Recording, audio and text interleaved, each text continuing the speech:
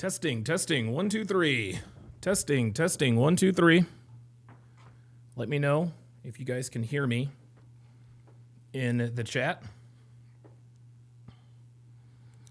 Let me know, let me know, let me know.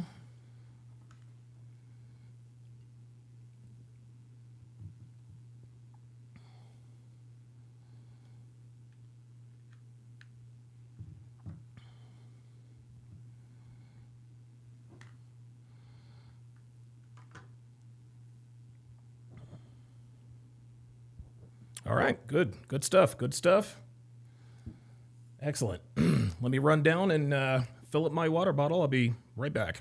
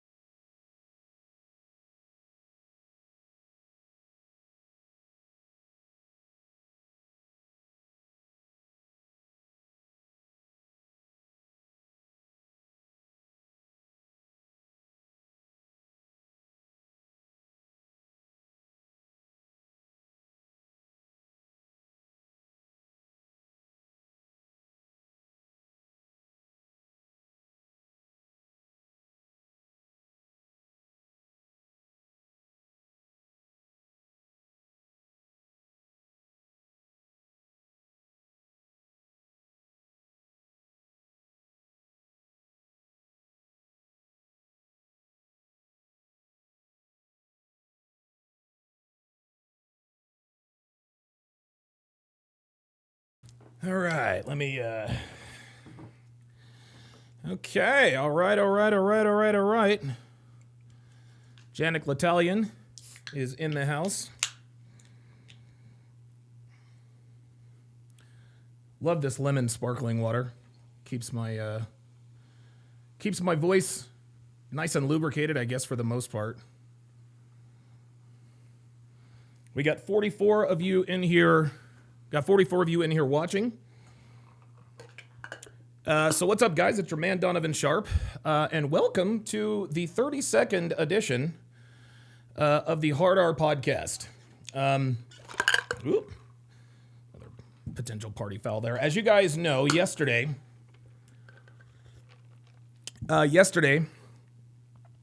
we discussed, or I discussed, Karmelo Anthony stabbing Austin Metcalf to death and the implications and et cetera. And it was a pretty good discussion. It was a pretty good discussion on, at least on my part. I had HOTEP Jesus on to discuss as well. And, HOTEP did exactly what I wanted him to do. I wanted him to offer his opinion on this situation, and you guys can go back and watch it. But I think the gist of it, and I don't think, and a lot of you probably aren't big fans of HOTEP Jesus. I get it. I understand. He's certainly not for everybody. And I've been good friends with Brian for quite a while, actually. He has spoken at 2 of my 3 CMEs. Molten Mage Gaming says, did you see the Chipotle story 2 in Discord? Yes, I'm actually going to talk about that. I'm actually going to talk about that first, and then we will get into the meat and potatoes. But the reason why I decided to do this topic again is because I had a lot of people in the chat, namely, I guess HOTEPs, who I guess disagreed with my position. I'm not really sure what you guys disagreed with. Obviously, it was a very explosive topic, and there we go. It was a very explosive topic, but I got to a point to where it became clear that a lot of people in the chat were making excuses. They're making excuses for Mr. Anthony. And so I'm going to go over. Matter of fact, let's go ahead and take a look at this. And of course, we're going to listen to Jason Whitlock. We're going to listen to Jason Whitlock. This is actually from earlier today, but we're going to listen to Whitlock. Obviously, I'm not going to play it. I mean, I'll play it. You know, you guys will be able to hear the sound, but I'm not going to show the video, obviously, because of copyright, et cetera, et cetera. But let's go ahead and. So, Want More says, damn it, missed a really good discussion. Thunder Juice says, now there's reports he was maybe acting in self-defense and that he surrendered to police and confessed straight away. Hotep was right, but be right, not first. So Thunder Juice would have us believe that he was acting in self-defense. The only reasonable acting in self-defense claim that you could make is if Mr. Metcalf pulled out a knife on Mr. Anthony, right? If Austin Metcalf pulled a knife on Karmelo Anthony and got stabbed to death, well, that right there would constitute a self-defense. But Austin Metcalf did not have a weapon. And again, Thunder Juice says, now there's reports that he was maybe acting in self-defense. Yeah, reports that he was maybe acting in self-defense. Fucking wrong. Fucking wrong, Thunder Juice. You are absolutely fucking wrong. Dude, honestly, the self-defense, that is the most asinine. That's the most asinine defense I can ever hear. Acting in self-defense. The only legit self-defense that you could argue here is if Austin Metcalf pulled a knife or a weapon on Karmelo Anthony. He didn't do that. The Iron Patriot says all he did was move his bag. Exactly. Even if, let's just say for the sake of argument, Austin Metcalf put hands on Karmelo Anthony, right? Still not a reason to stab him to death. Now, let's just say for the sake of argument, that Austin Metcalf assaulted Karmelo Anthony, right? Maybe put his hands on him, punched him, shoved him, whatever the case may be. And Karmelo Anthony comes back and beats the shit out of him. That would be self-defense, right? That would be self-defense. But as Wesley Boyd says here on the YouTube side, says self-defense is supposed to be measured. And so there are a lot of, let's just keep it real. It's a lot of niggas out there arguing self-defense. And just like Wesley Boyd said, self-defense should be measured, okay? That's not a defense, that's an excuse. Well, the reason he stabbed him to death is because he was acting in self-defense. I've heard other ridiculous comments. Let's continue. I actually saw something that he was, being bullied, which is bullshit. I don't give a damn. Let's see. This commenter said, Hotep, focus on the feeling of the opinion. I focus on being real. Don't insult the viewer by appealing to feelings. Mr. Pug Bougie says, I swear you and Jason Whitlock said the exact same things. Did you watch each other's show? I actually watched his show today before I came on. And you're absolutely right. Now here is, this is the coup de grace right here. Says, very sad, but to be fair, I heard the N-word was used. Karmelo was bullied and assaulted by this mob. He feared for his life. Self-defense. That's a lie. That is an absolute lie. He wasn't bullied and assaulted by the mob. Okay? Because if he were bullied and assaulted by the mob, there would have been other accounts that he was bullied and assaulted by the mob. They're trying to make excuses. They're trying to make excuses for this nigga's actions. Trying to make excuses. No, he was not bullied. No, he was not assaulted. Let's look at some of the responses. I think I replied as well. T-Law88 says, fair. Here's another comment. He said he was so afraid he went looking for him. Exactly. Let's, wild that you are excusing any of this because of a word. Gross, really gross. Your part of the problem. We got wrong, not true. Imagine thinking one word is worth more than a life. Even if the victim said a slur, that doesn't justify bringing a knife to a track meet and using it. Totally agree. And of course, my response was, that's bullshit and you know it. There was no self-defense. The dude acted emotionally and now he's going to prison for life. Eggshell says, if it was the other way around, it would be considered self-defense or he would have gotten a slap on the wrist. Why do you even want to fight someone because they're in the wrong seat?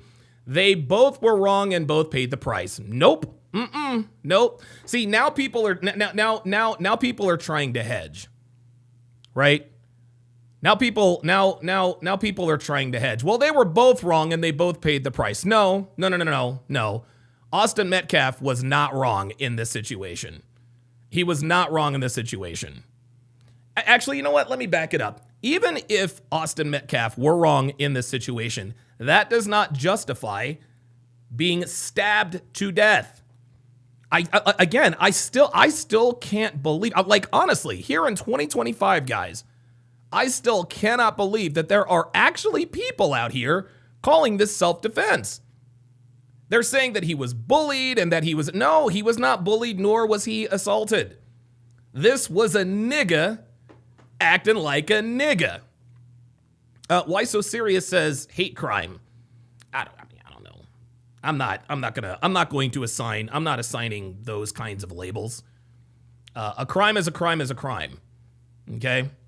Whatever happened, Karmelo Anthony's response was not commiserate with the cause. Okay? Let's just say for the sake of argument. And again, guys, we don't know because we weren't there, but let's just say for the sake of argument that Austin Metcalf put his hands on Karmelo Anthony. Let's say he pushed him, he shoved him, maybe he was swinging on him a little bit. Well, the commiserate response would be to fight back. Okay? But by all accounts, Austin Metcalf grabbed Karmelo Anthony's bag, and that is when Karmelo Anthony, pardon me, gotta adjust the voice here. That is when Karmelo Anthony responded by taking out a knife and stabbing Austin Metcalf in the chest. Yeah, I got a foot-long dong here, guys. It gets a little tied up every now and again. Okay? Guys, this is wrong. I don't care what you say. And you know, listen, man, Hotep Jesus made a lot of really good points. You know, he made a lot of pretty good points. But I think what Hotep was really trying to do is, I think his overall argument was, we shouldn't be talking about this. We shouldn't be talking about this because we don't have all the facts, blah, blah, blah, blah, blah. And to a degree, I agree with him. But guess what? Just because Hotep Jesus says we shouldn't talk about it doesn't mean that we don't talk about it. He asked, well, why should we have an opinion on this? Listen, I'm a grown man. I can have an opinion on whatever I want to have an opinion on. If I have an opinion on Pepsi versus Coke, then I can have an opinion on it. Does it really matter in the long run? No. Right? But it is almost as, and I'm not saying that this is what Hotep Jesus was doing, but the Hoteps in the chat, it was almost as though they were shaming us for having the discussion in the first place. Well, you shouldn't be talking about this until you get all of the facts straight, right? You don't want to be first, you want to be right. You don't want to be first, you want to be right. Right? And so you shouldn't comment on this and blah, blah, blah, blah, blah. Well, guess what? Hotep commented on it. Other Hoteps were commenting on it. So why can't I? No, I think what the Hoteps out there want to put out to the world is that nobody can have an opinion on this unless you think Karmelo Anthony acted in self-defense. And to that I say, that's fucking bullshit. That's the most ridiculous thing I've ever heard or seen in my life. The most ridiculous thing I've ever heard or seen in my life. Mason with the $5 super chat. God damn it. There we go.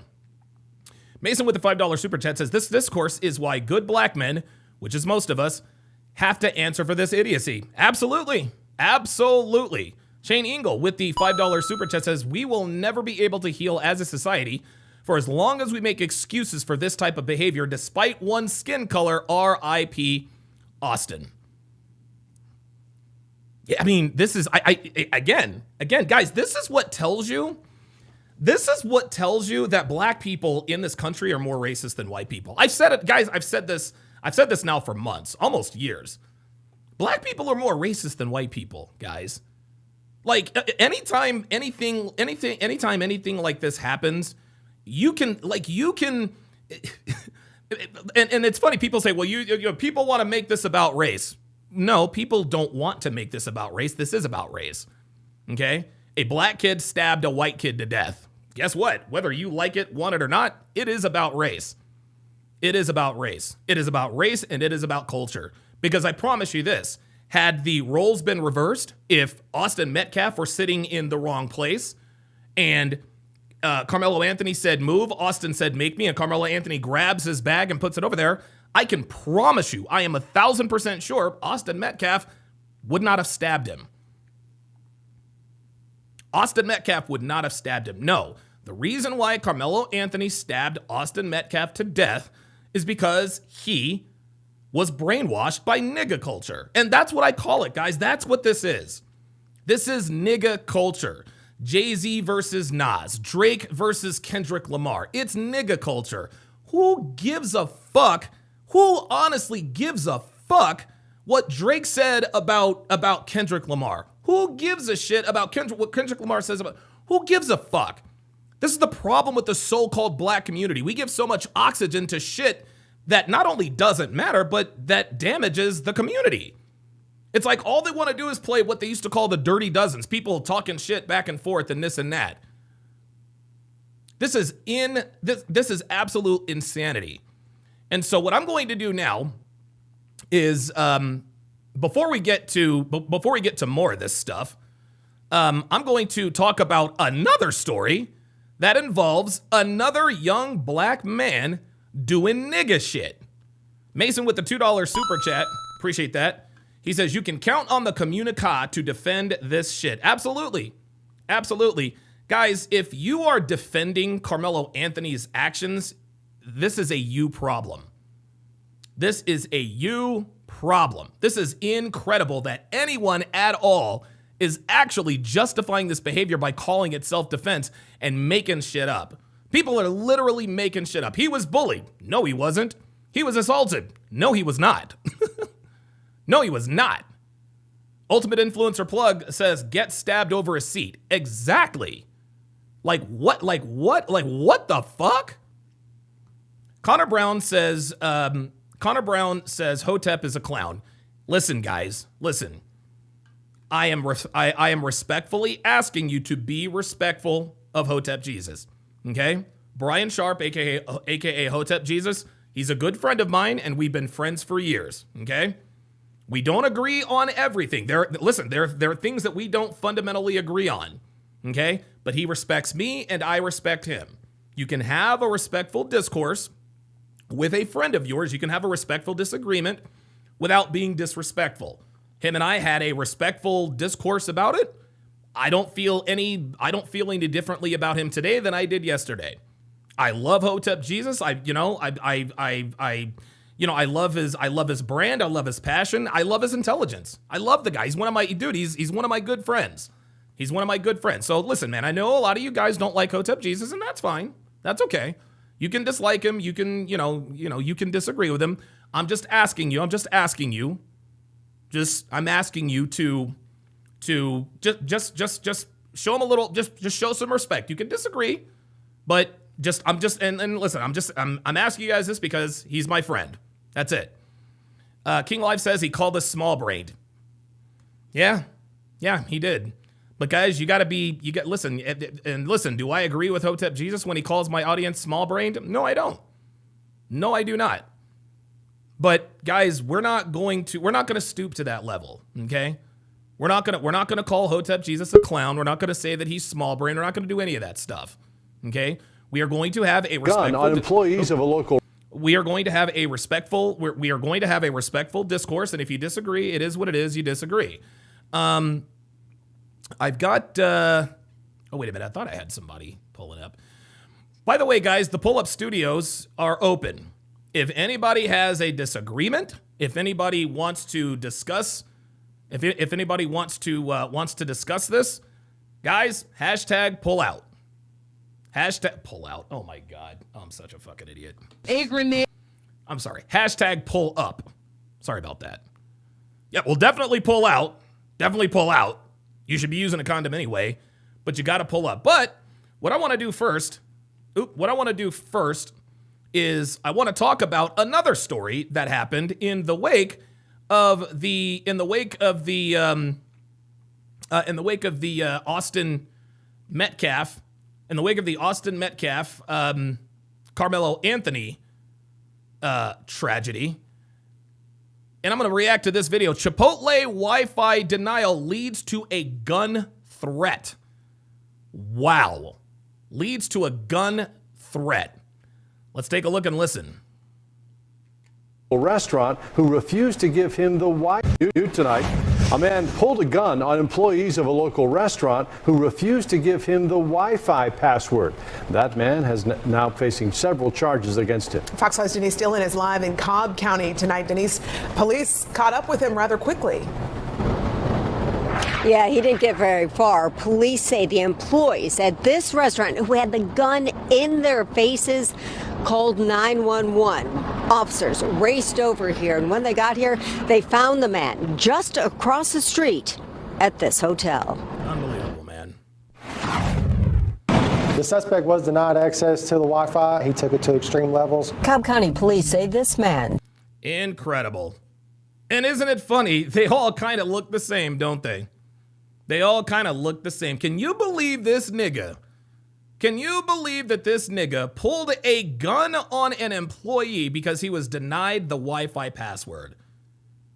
Guys, this is what I'm talking about. This is the nigga shit I'm talking about. I would love to see HOTEPS defend this behavior. I would love to see anybody. I would love to see any nigga try to come up here and defend this behavior. And yeah, of course, of course, it's in Atlanta, right? The worst fucking city in the, dude, Atlanta's the worst city on the planet. It is the worst city, dude. I hate Atlanta. I hate the people that are there. I hate everything about it. Maybe some of it is unfounded. Don't give a fuck. Every time I go to Atlanta, I'm always having to deal with bullshit. Always having to deal with bullshit. Incredible. Let's continue. Zakur Garrett was so angry he couldn't get access to the Wi-Fi, he took it out. And here's another thing. His name is Zakur. So we're giving our kids nigga names. Another nigga name. Come on, man. And the employees working the drive-thru at this Chipotle on South Cobb Drive. The suspect decided to escalate the situation and brandish a firearm and began pointing it at employees. When officers showed up, they found Garrett across the street at this hotel. Investigators say he had tossed the gun. Hold up. Hold the fucking phone. Garrett across the street at this hotel. At employees. When officers showed up, they found Garrett across the street at this hotel. Investigators say he had tossed the gun in a trash can. This firearm actually came back stolen. This dumb nigga tossed the gun in a trash can. As if, oh, no, I don't have the gun. Oh my God. Out of Atlanta. This guy probably knew that the police were on their way and likely just discarded of it because he knew he wasn't supposed to have it. Garrett was taken into custody, but his anger still simmered. Police say while officers were trying to adjust his handcuffs, he punched one of them. The suspect. There we go. See? There you go. Let's listen to that one more again. Let's listen to that one more again. And I'm going to tell you what. Somebody, dude, there might be. I would actually like to find that police video. I'd like to find that police video. Of course he punched a cop. He's a nigga. Say while officers were trying to adjust his handcuffs, he punched one of them. The suspect. This dude punched a cop. This dude punched a police officer. Again, another overreaction by an emotional nigga. Give me the Wi-Fi password. No. Points a gun in his face. What the fuck are we doing? Swung at the officer, striking him, causing minor injuries. And while in the back seat of the patrol car, he kicked out a camera. And There you go. again, police say it all started with him not being able to connect to the Wi-Fi. We living in tough. Unbelievable. Insanity. Insanity. Unbelievable. Shane Ingle with the $20 super chat says black version of Beavis and Butthead. The black version of Beavis and Butthead. Ay. That's actually pretty good. Jason Bernardino with the $5 super chat says says 2 words, rap music. There you go. There you go. There you go, man. Takers says, so police don't pew pew anymore. When is hunting season starting for decent folks? I mean, uh-oh. Wait a minute. I think the niggadar has picked up a nigga. Hold on, where we at? Where the nigga? There it is. The niggadar has picked up. Congratulations. We have our first nigga. Takers in the chat says, so police don't pew pew anymore? When is hunting season starting? For decent folks, I mean. Yeah, that's real cute, Takers. That's real cute. So Takers would have us believe that cops are out here just shooting people at random. No, Takers. This is a nigga. Like, listen, let's not get it twisted. This kid was a nigga. Nice try, though, Takers. Nice try. Fuck out of here. Times. Ever since the pandemic, people are losing more screws. Hold on, what did he say? All started with him not being able to connect to the Wi-Fi. We living in tough times. Ever since the pandemic, people are losing more screws. I think. Oh, nigga. Shut the fuck up. This nigga wants to blame it on the wait, hold on. So let me get this straight. It's the pandemic's fault that made this nigga pull a gun on a Chipotle employee because he couldn't get the Wi-Fi password. What the fuck are we doing? Dre Raven with the $2 super chat says, was he a sovereign citizen? LOL. Yeah, that's. I wouldn't be surprised. If he thought that. King Life says, HOTEPs don't want to admit the entitlement that's in this community. Fam, I'm trying to tell you. I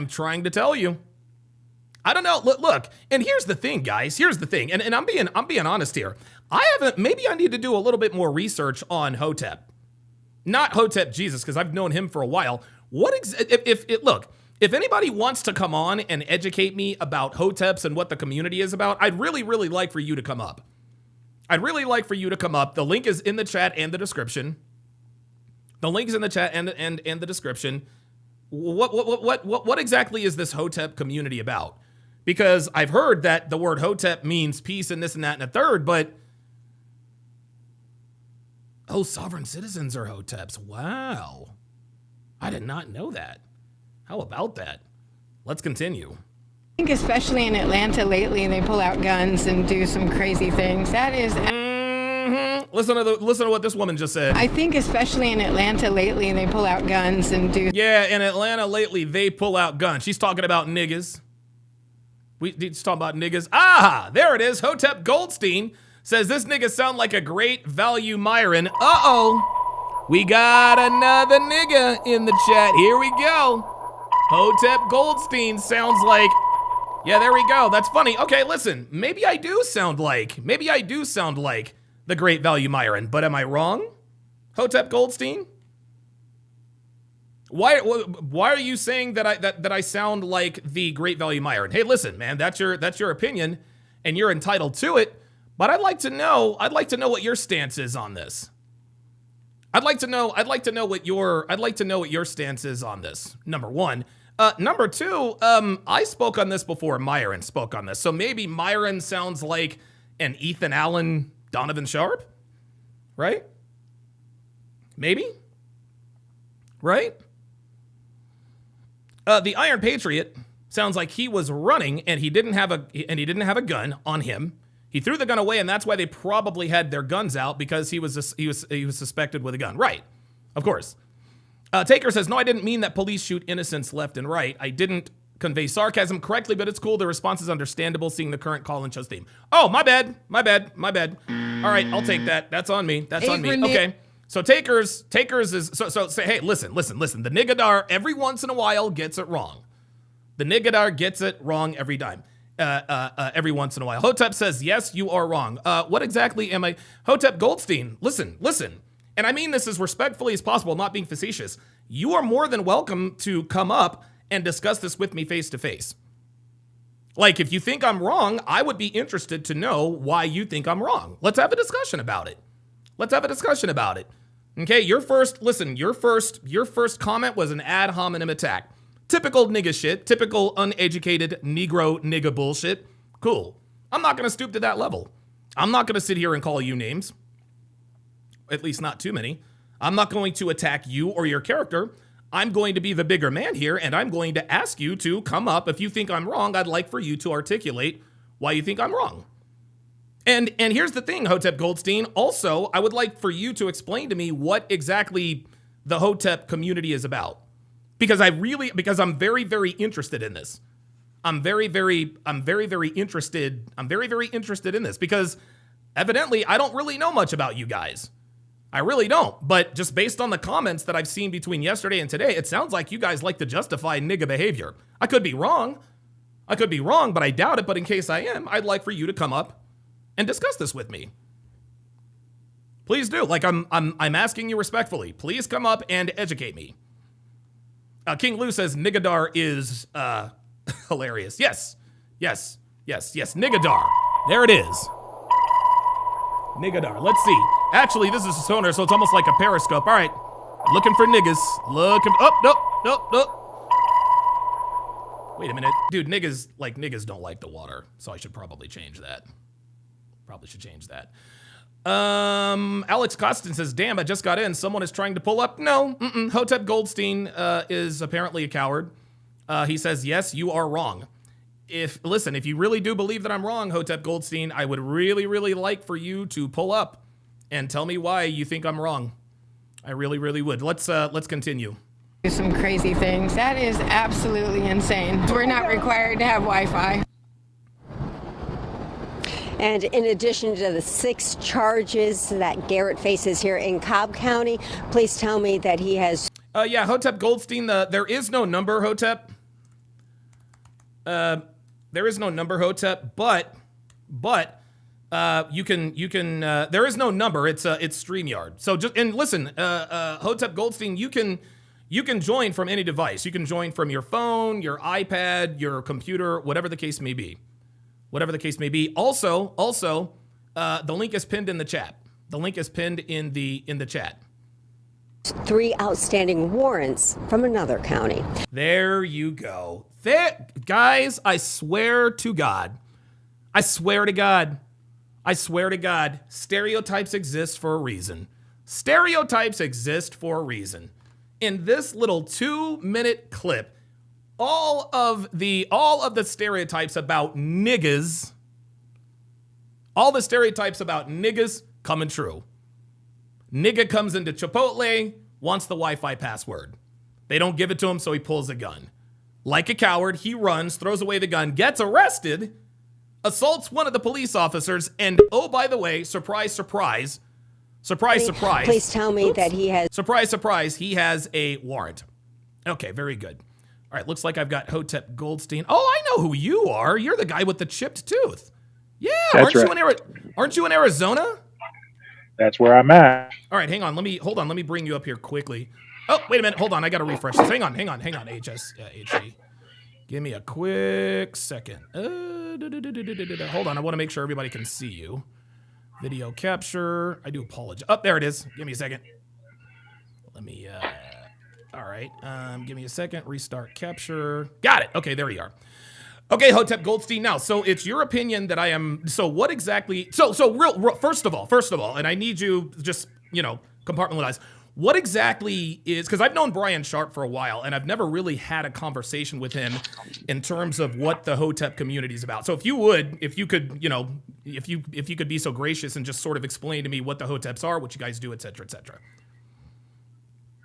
Basically, what it boils down to is Hotep which is not race exclusive, by the way, Okay. is somebody who, first and foremost, before anything else, seeks the truth. All right, Okay. the absolute truth of a matter. Okay. There have been a lot of people who have come down the pipe that consider themselves HOTEPs. A lot of those people were also kind of put in position as the face of a HOTEP to dilute and to also discredit the actual movement of what a HOTEP is. Okay. So you'll get a lot of these race baiting motherfuckers who are just, all blacks can't be wrong, all whites are always wrong. You'll get a lot of that. Okay. But a lot of that was used, like I said, as a tool to just dilute exactly what a HOTEP is. Okay. Again, it's not racially exclusive. So you can have white HOTEPs, you can have Mexican HOTEPs, you can have HOTEPs from all walks of life. These are the people who typically, like I said, before anything else, seek truth in their life, in their affairs with other people, in the affairs of the world, whether it be politically, whether it be spiritually.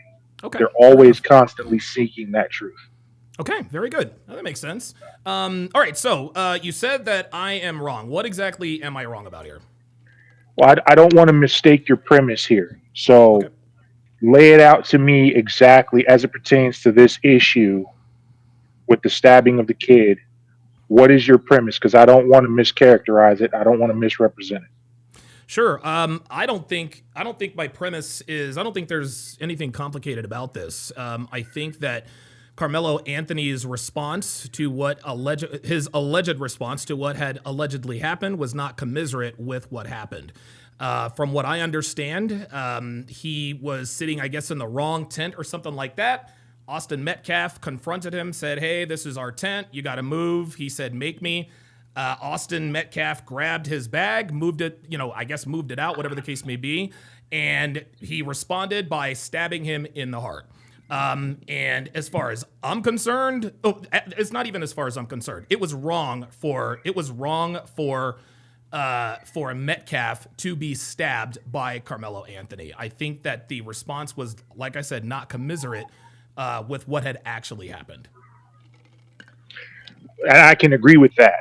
But where I feel that you may go wrong and where a lot of other people are going wrong is racializing this. Because from what it seems to me, this is an isolated incident of violence. To racialize it would be to do it a disservice. Okay, well, a black kid stabbed a white kid to death. So whether or not, race is involved, whether we like it, want it to be or not. That's just how it is. Because the two people happen to be from two different races, that doesn't make this an issue that needs to be racialized. Again, it could just be simply painted as what it is really on its face, which is just an isolated incident of two teenagers getting into a confrontation, one going way too far, and now there's a dead kid and a kid whose life is ruined. To insinuate race into this does the overall narrative of what happened here a disservice, because now you start to get down into the weeds of a whole list of other things that upon closer examination may not be exactly where you want to the focus to be, especially as it pertains to race. What people tend to be doing right now is they're throwing around statistical evidence of 13 and 50, all this other shit. Matt Walsh's tweet of black males are excessively violent, or whatever the quote it was he had in his tweet that went viral. Hold on, they are. The statistics say so. Look, what is it? 85% of our prison population is made up of African American men, yet African Americans, that's men and women, only make up 13 to 14% of the population. So the numbers seem to bear that out. But see, here's the thing, is that when you throw that statistic out there, the 13 and 50 statistic that everyone likes to throw out there, okay? To say that then makes the problem of race or of violence rather inherently race based, because we all know that even though blacks comprise 13% of the population, 13% of the population is not responsible for 50% of the violent crime. A small percentage of that 13% is. Okay. So now, if we start to enter into the realm of trying to make whether or not violence is racially based, then you have to open up that statistical analysis globally. And if we're going to do that, whites have shown that they have a much larger and more violent history and propensity to violence than any race on the planet. Yeah, we're not talking about the planet, Mr. Goldstein. I'm talking about America. But see, that's the thing.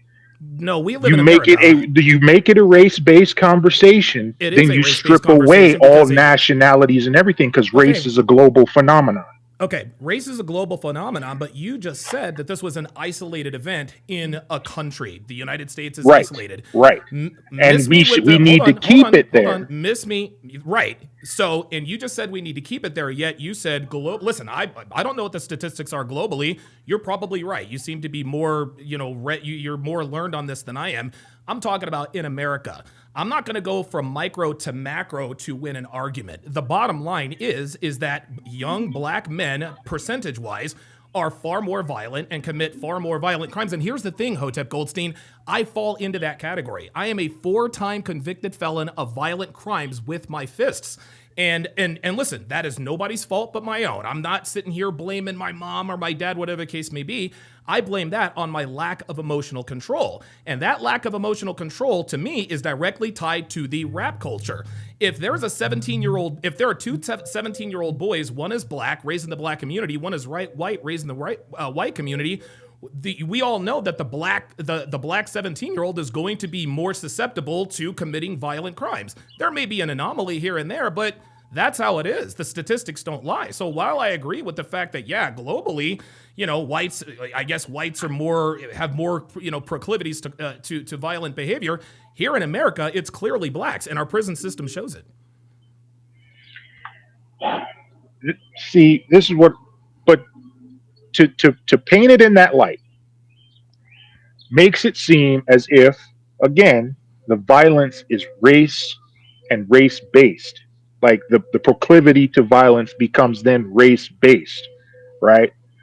We rule out a ton of other factors that may be a bigger contributor, because I don't believe anyone is personally inherently violent based on race. Sure. So if we're going to open up that conversation, we can't just leave it at, well, blacks are this. Why are blacks that? Let's get into those conversations. Okay, so right? we agree. These are the things that why are blacks Matt Walsh and other people like that leave out. You're absolutely right. We're talking about why are blacks like this. But guess what? You defeated your own argument when you said, why are blacks like this? And there are a lot of reasons why blacks are like this, but one cannot deny. And here's the thing, Hotep Goldstein.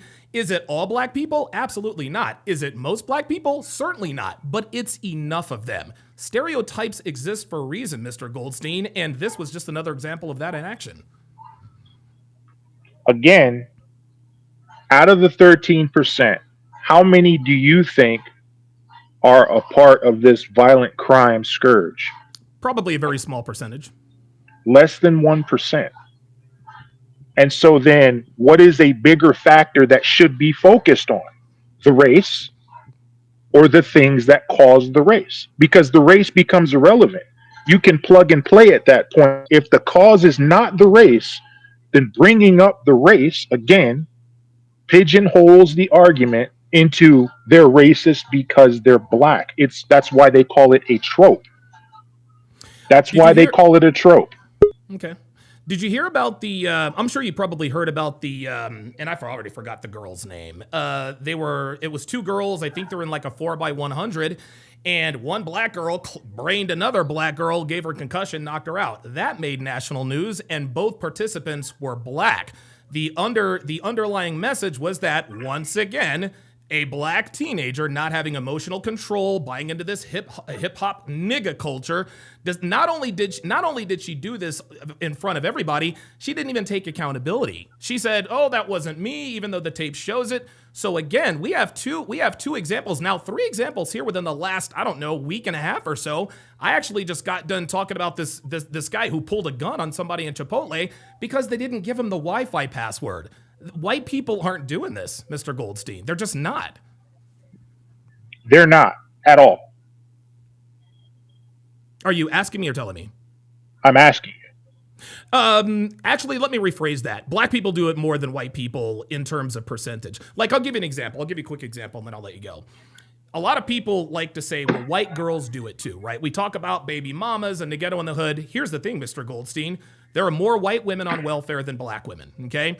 More white women commit paternity fraud than black women. Absolutely. But the percentage of the black women that commit paternity fraud, the percentage of black women that are on welfare dwarfs the percentage of white women. So statistically, percentage-wise, black women are far more likely to be on welfare than white women, even though there are, in number, more white people. Okay. I mean, I'm not arguing that. Percentage-wise, yeah. But that still does a disservice to the argument because you're not then focused on why are so many white women, as far as black women go, on welfare. Is it racially based? That tends to be where the argument ends. People will say blacks are far more likely to be violent in America than whites, and then they'll end the conversation there. Okay. So then what paints that picture, right? Because you said it yourself. The word I think you used was this nigger culture. Can we honestly say? I did not say nigger culture. I said nigga culture. There's a big difference. Whatever. However. No. Nigger, you're not going to. Okay. A-E-R. It doesn't matter. It doesn't matter. It matters to me, Mr. Goldstein. My point is this: can we quantify those people as black people? Where does the delineation begin?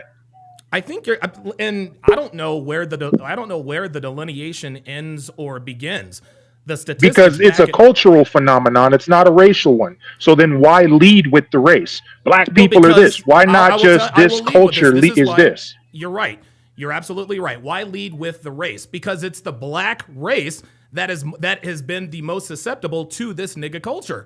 Listen, white people have been influenced by nigga culture, but they're white, they're white people, and they go off and do bad things too. The nigga culture, rap, and Kendrick Lamar versus Drake, this is proven to be a scourge in the black community because by percentage, more black people buy into this nigga culture than do white people. That's why it starts with race, because the very culture that we are talking about is perpetuated and exalted by black people, which is why we start with race. Well, was it a racial phenomenon when mafia culture was taken over, or was it exclusively just the mafia? I don't know what the mafia culture has to do with this kid stabbing another kid in the heart. It's one of those things that repeats itself throughout history amongst different groups. This is not exclusive to blacks.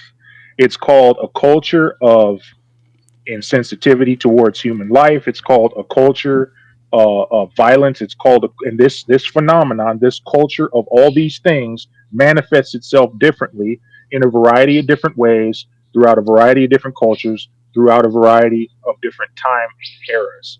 Right now, we are in this one, okay? So we can say that violent culture may be something that blacks have a propensity to. But what we cannot say, and what we have, I don't know, maybe not formally, but what we have agreed on in this conversation is that these are not blacks. These are blacks who subscribe to a specific culture. So we cannot say, we cannot highlight the propensity to violence by using, because the culture is perpetuated. The culture is perpetuated by black people. That's what the culture is perpetuated by. That's why we lead it with race.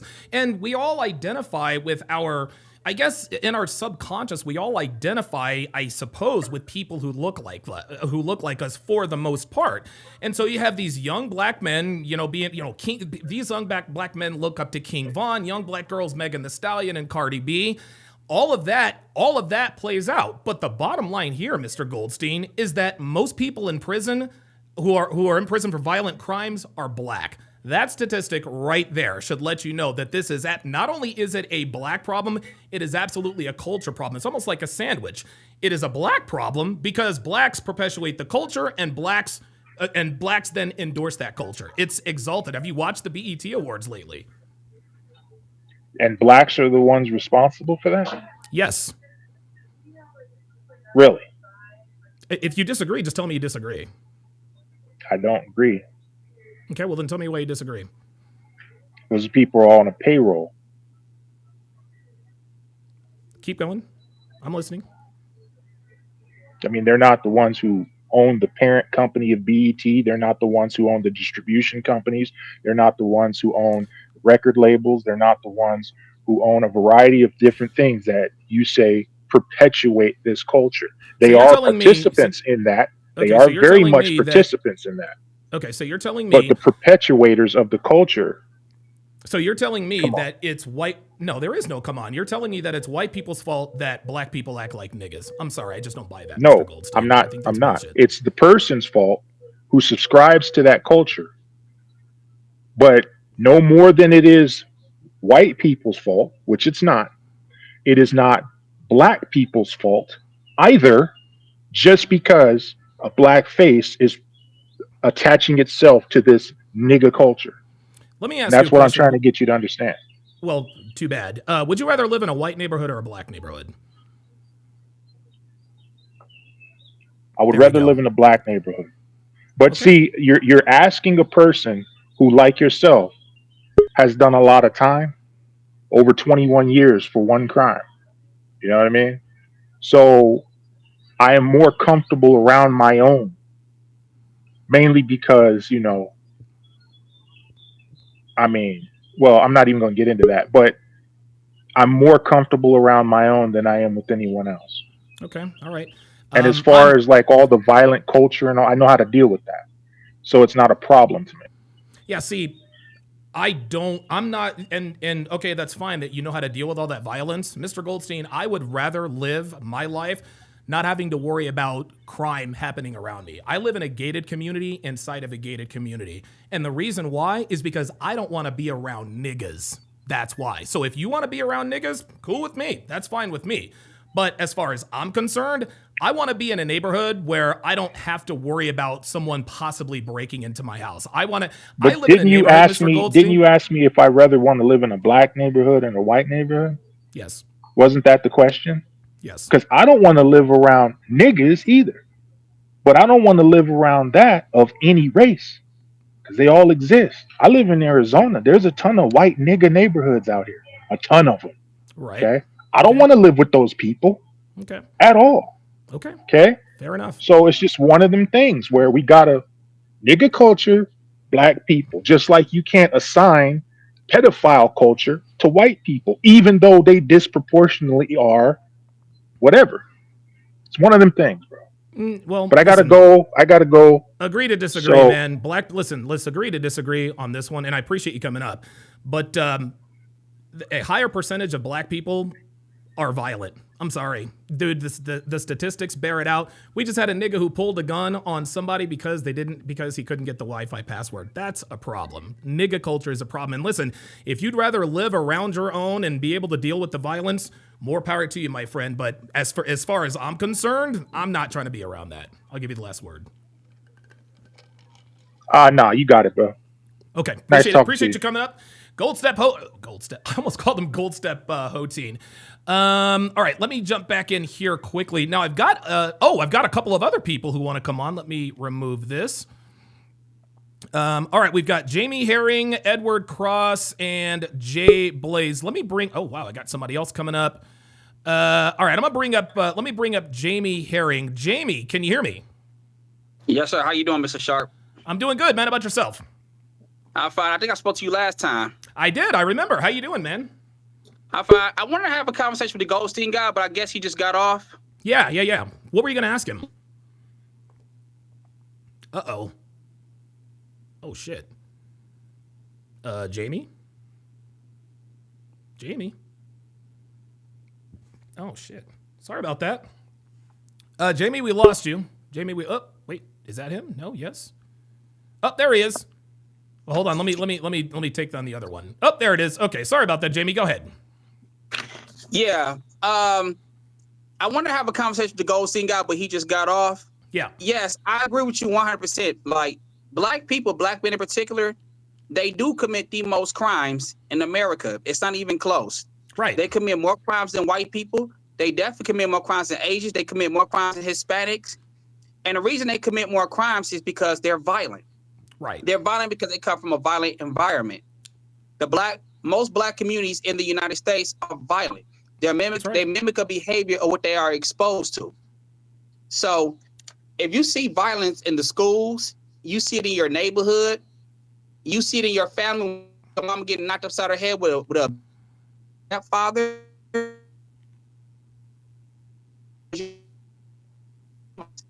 How to have. They're not teaching the schools about keeping your hands to yourself.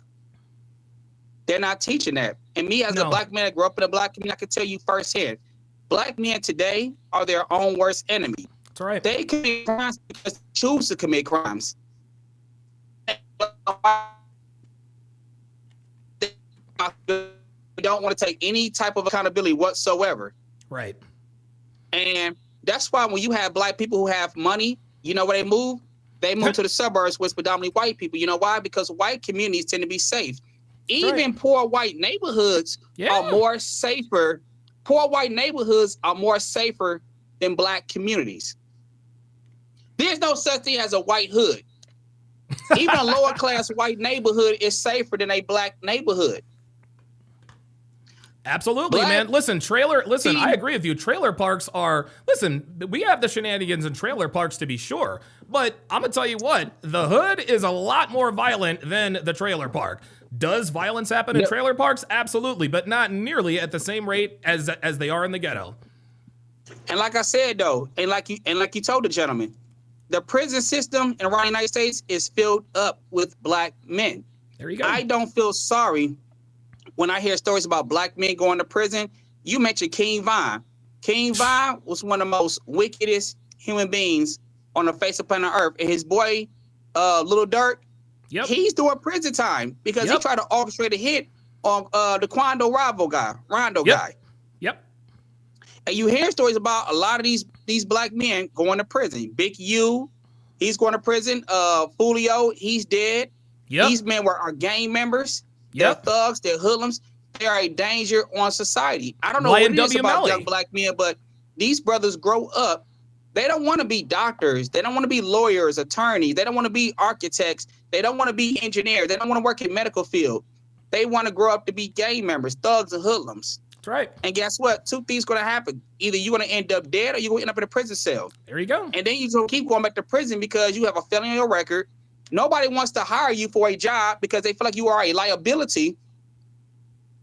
And what you gonna turn to? Sell drugs, continue to poison your own community, engage in violent behavior.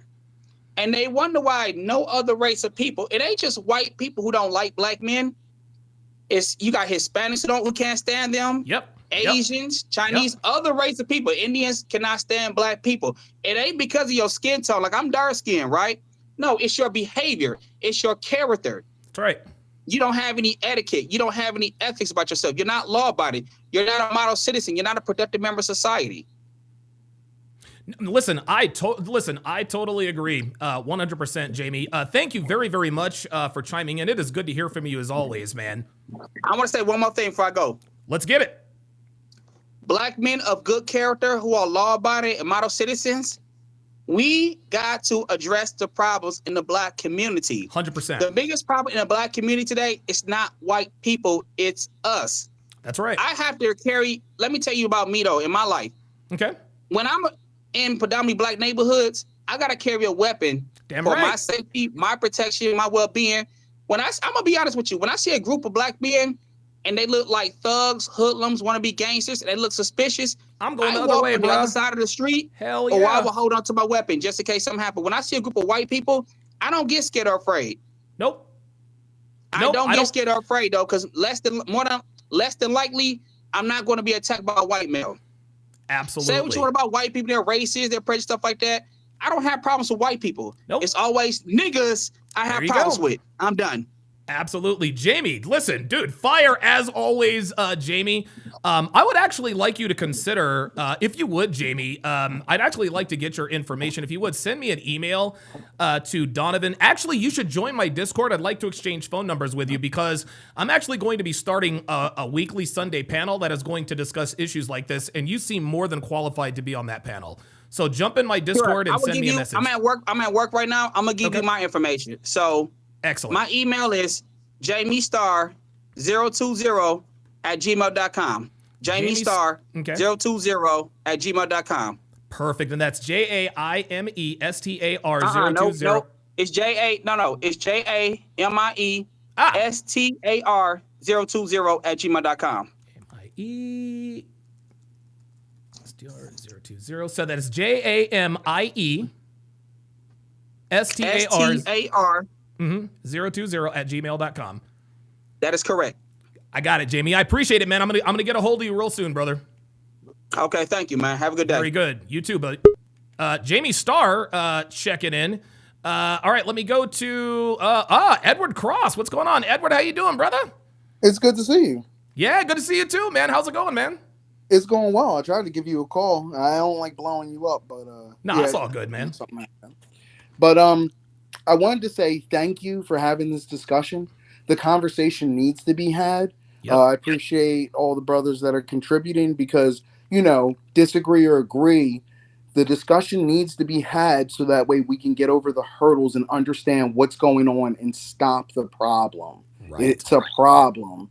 You can't get rid of the problem if you don't talk about it. I come from a non-denominational Christian household, and everybody knows that most of them Jones or sneezes and s'mores because they just say, no, don't abstain, don't talk about it. That's the problem. There you go. We have a comment in here, Edward, and it is from, hang on a second. Somebody said, from My High Horse says, this is a coon channel. If by coon it means calling out the degeneracy of the nigga culture, then yeah, I guess this is a coon channel. Why do you think, Edward? Why do you think niggas come in here and call us coons when we're telling the truth? Why do you think that is? I hate to sound like an arrogant bastard, but it's because we're better than you. That's what it really is. Why don't we go ahead and just call a spade a spade? Yep. Is it really that hard to say that I'm not going to harm anybody else like that? It isn't. And then when you make Molten Mage Gaming, he said something, and I didn't like the comment, but how can you disagree with it when that's all you see, especially as a black person? You mean to tell me, and I've went through a lot of violence. I can tell you people don't understand violence. I've been shot. I've been stabbed. I've had a lot of different things happen to me. I can step out of my house right now and there's a bullet hole in my street sign. You know who probably put it there? A nigga. Yeah, exactly. There you go. And then when you go ahead and you say certain stuff like that or whatever, no, it happens more often than not. I was in Philly and I got cut off by a guy twice trying to fight me in the middle of the street. And I probably would have been on the news and stabbed. What was he? He was a nigga. I went ahead, came out of Walgreens, and I seen a bigger dude, right? And, he shares my reflection. I said, excuse me. I excused myself. Okay. Excuse me.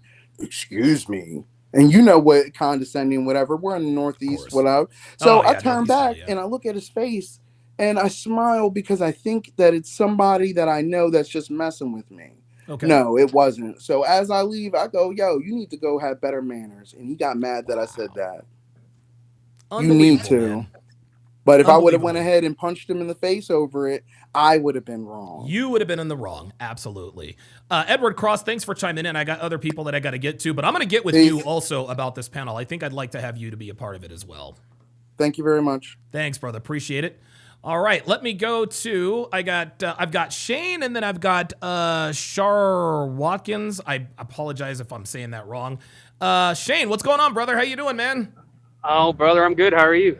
I'm doing real good, man. So what are your thoughts on this particular discussion? I would like to, first of all, Jamie, man, he was spitting some facts, dude. I like what he said a little bit ago. He was killing. He was cooking.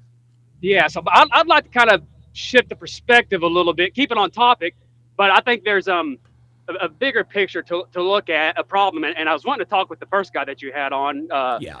Because, he was saying he wanted to shift things away from the race aspect of it. And in one sense, I get it, but you're 100% right. You can't do that, especially, and this is the perspective I want to shift it to, when you have the media that won't allow for that shift to take place at all. The media wants to, and the example I want to give, I don't know if you remember, a couple years ago, it was in Waukesha, Wisconsin. There was a black guy that drove an SUV through a crowd of white people. It was a Christmas parade. And the media, I think it was CNN, had said SUV or vehicle runs through crowd of people because they didn't want to come out and say, it was a black person. It was a black person. And that's right.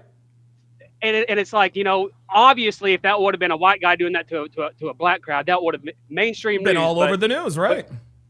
And so, when part of my problem is when I see people, why make it about race? Well, it's because it kind of feels unfair when you have the media accusing an SUV, just an SUV, as if it was a self-autonomous driving vehicle running into a crowd of people, killing, including children. I think there was like 2 kids that were killed in that massacre.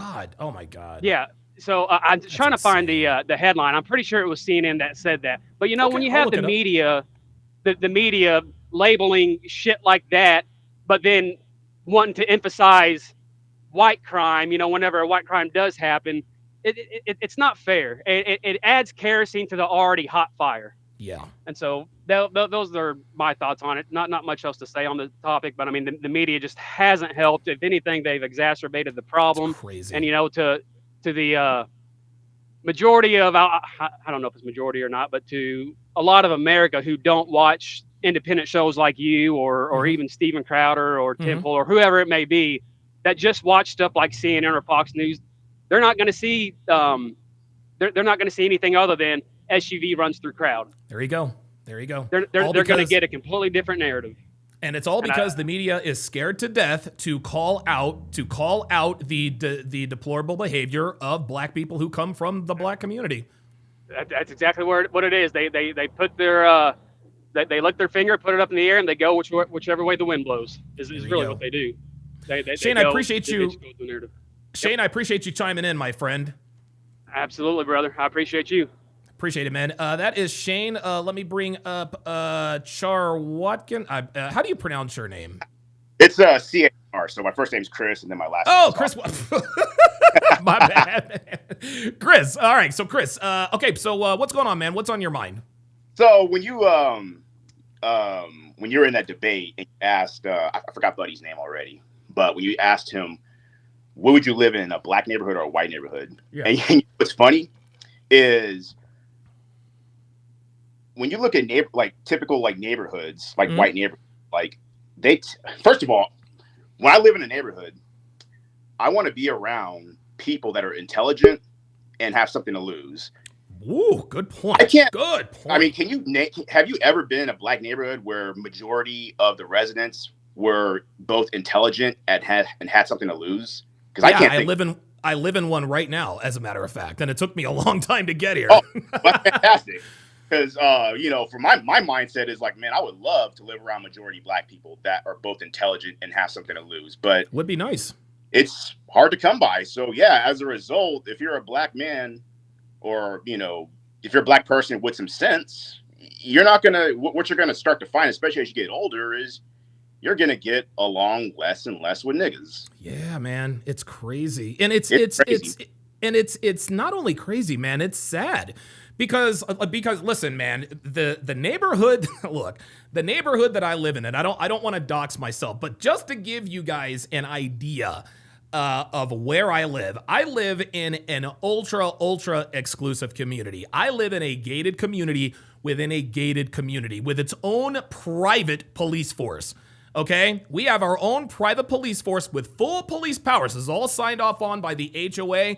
There are cameras everywhere. And if an unidentified vehicle is seen within any part of the 1.5 square miles of this neighborhood, they are immediately converged on and removed or something happens.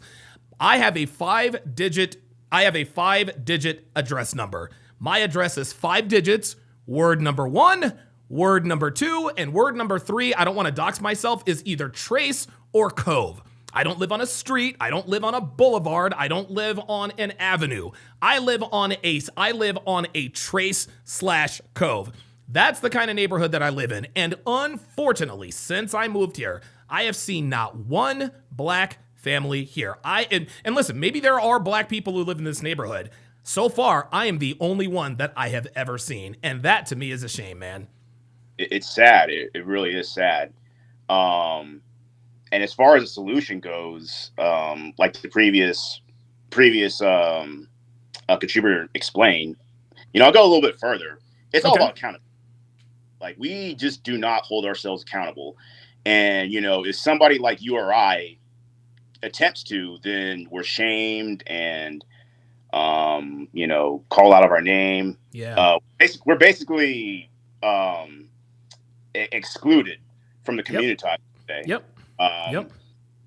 Just based on the way we talk. Like, we're both light-skinned and we don't talk like niggas. So we're already behind the 8 ball, right? Oh, if you see, it's funny too, because when I approach people, like my appearance, I'm covered in tattoos. I got a neck tattoo. Right.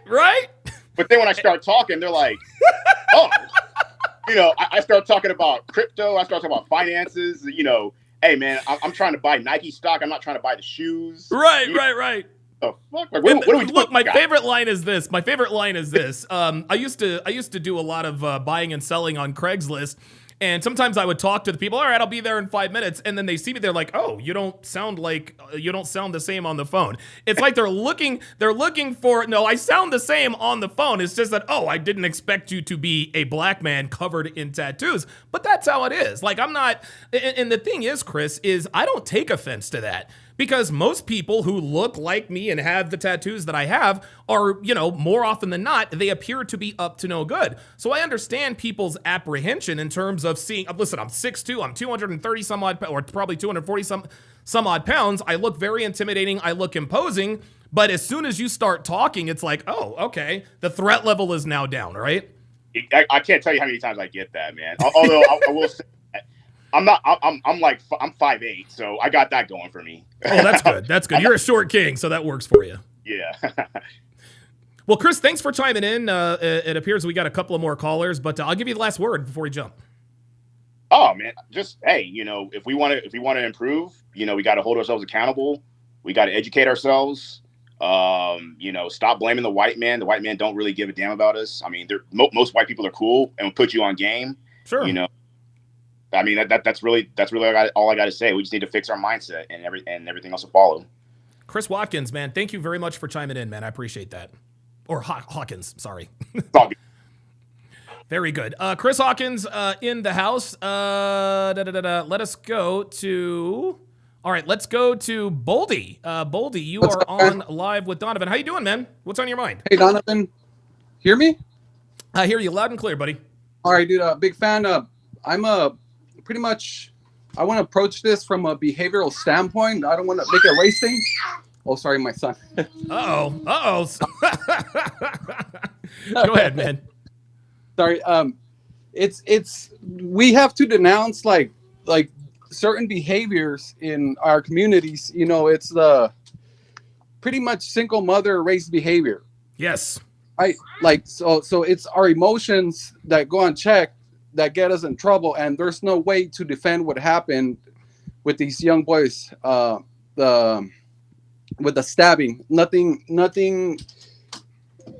can defend a stabbing for a few words said. And the challenge to the HOTEP community is, how can you defend a stabbing when words were said? Right. Like, they didn't defend that, so they try to make it a race thing, like a macro thing, the political thing, but there's still a stabbing that happened, and how can you defend that? Yeah, listen, and what HOTEP Goldstein, he made a lot of valid points. The people who own BET are not white. The rap labels, et cetera, are owned by white people. Okay, that's fine. I don't know what, I mean, listen, and we can do a deep dive on, the white man and blah, blah, blah, blah, blah. But until black people start taking self-accountability and saying, you know what, okay, so BET is owned by white people, and, a lot of these labels are owned by white people. But at the end of the day, We are responsible for our own actions. We're responsible. Parents are responsible for what they let their kids get influenced by. And I think, unfortunately, for a lot of black parents these days, they want their children to be around other black people. They want them to assimilate to black culture and all this other kind of stuff. The problem is that black culture is full of degeneracy, and that's why we get more and more stories like this on a daily basis. No, but the dangerous thing is that the people that come out and defend that type of behavior, you know, when the Will Smith happened, yeah, a lot of people defended that behavior. It's, you know, it's those behaviors that could get young men in trouble. I saw a stream with Kevin Samuels when he was battling this old lady from California, defending that type of behavior. And is that behavior, as like me, raised as from a single mother, like I have a short fuse, right? And I get into arguments very quickly, but that's hurt me, like growing up, like in business, you know, like I get angry and then people don't want to do business with me. So, or in the job place, oh, this guy has a short fuse, you know, whatever, we can't have him around. There you go. So we got to learn to denounce certain behaviors. Like there's all races have their like scum in the races. Of course. Like whites, the Mexicans, the Asians. Asians, everybody has they them. come out and denounce those behaviors. And so each ethnicity or race need to come out and denounce the behaviors, not the people, but the behaviors. So right. I'm not gonna say the N-word, but like Joe niggas, I'll say it. Ninja, right? So like emotional ninja behavior needs to be denounced. There you go. There you go. Boldy, I appreciate you chiming in, man. Call in anytime. All right, man. Cool. Thank you. Listen, Boldy makes a lot of good points, man. And you know, it's interesting. Before I bring on Trey the NBD, is the black culture, like, dude, the black community is the only community that does not denounce deplorable behavior. Like again, we still have people who worship King Von, right? We still have people who worship Tupac, man. And Tupac was he was a great rap artist, but dude, niggas act like this dude is some kind of fucking god, right? We got people who quote, who can quote Tupac and Biggie more accurately than they can quote like a Martin Luther King Jr. It's a shame. It really is. Like, there's no more Whitney Houstons of the world. Okay, it's all Cardi B, Megan Thee Stallion, Nicki Minaj, my neck, my back, lick my pussy down to my crack. And I think, and this is interesting. I remember when I was coming up, I was in college. I was in college in the late 90s. And I remember Lil' Kim had just hit the scene. And dude, Lil' Kim was just like, dude, like she was brash and she was trashy. I don't want dick tonight. Eat my pussy right? And then, you juxtapose that with Jessica Simpson, who's talking about, I've never felt so beautiful, baby, as I do now that I'm with you. Who do you want to be in a relationship with? Lil' Kim or Jessica Simpson? Right? Like, ain't nobody dude, men, we want femininity. We don't want that brash, masculine shit in our women. We really just don't. All right, let me bring on Trey the NBD. Trey, what's going on, brother? How you doing, man? Hey, what's going on, Donovan? Big shout out, man. I've been following you for a long time. Good. Thanks for chiming in, man. What's on your mind? Hey, no doubt, man. Well, I'm down here in Texas, man, near San Antonio to be specific. Okay. But the response to this has been really polarizing and wild. You have from the ninja side down here, man, just complete caping, making up stories about what happened, and just complete defense of, oh man, he was bullied. They attacked him. They talked to him wrong. You know, he felt disrespected. Man, it's out of this world. Like, in all my years, 50 years of running track, coaching track, man, who brings a knife to a track meet? What are we doing? Like, why? Like, what are we doing? Isn't it amazing, Trey? Now, here's the thing. Let's go back to that whole self-defense thing. The only legit self-defense argument that I can see is if Austin Metcalf pulled a knife out on Karmelo Anthony. If Austin had pulled a knife on Karmelo Anthony, guess what? Karmelo Anthony, right then, he brought a knife to a knife fight, has to defend himself. But again, he's a white kid. Obviously, he's not going to bring a weapon to track, and it ended up costing his life. Yet we still have black people, just like you said, talking about, well, he was bullied by the mob and he was assaulted. No, he wasn't. His backpack was grabbed, and his response was to stab a white kid to death. It's insane. Yeah, but what I'll tell you, what I've noticed is a huge problem. Just like I said, man, I've been in this 50 years, from VA, from the 757, from the hood, and I've noticed all right. It's single moms, man, or either moms married to betas or with stepdads. There's no respect, no discipline coming when you have a society, that whatever, you might want to call the black community now, that's matriarchal. These boys are coming up being raised off of hip hop or just, whatever. Effeminate behavior is now the norm. Yeah, I think it's really sad. I think it's really sad, Trey. And like I said, I agreed with Hotep Goldstein in terms of the powers that be. A lot of them are white people. They own the rap labels, they own BET, all this other kind of stuff. But again, to me, it's down to the parents. What are you allowing your children to be influenced by? Because here's the thing. Here's what's really scary about this. This guy, Karmelo Anthony, was not a hood nigga. He did not grow up in the hood. This guy lived in Frisco, Texas. He lived in an affluent area, presumably. There are pictures of him on the internet on top of his Jeep, with a bow.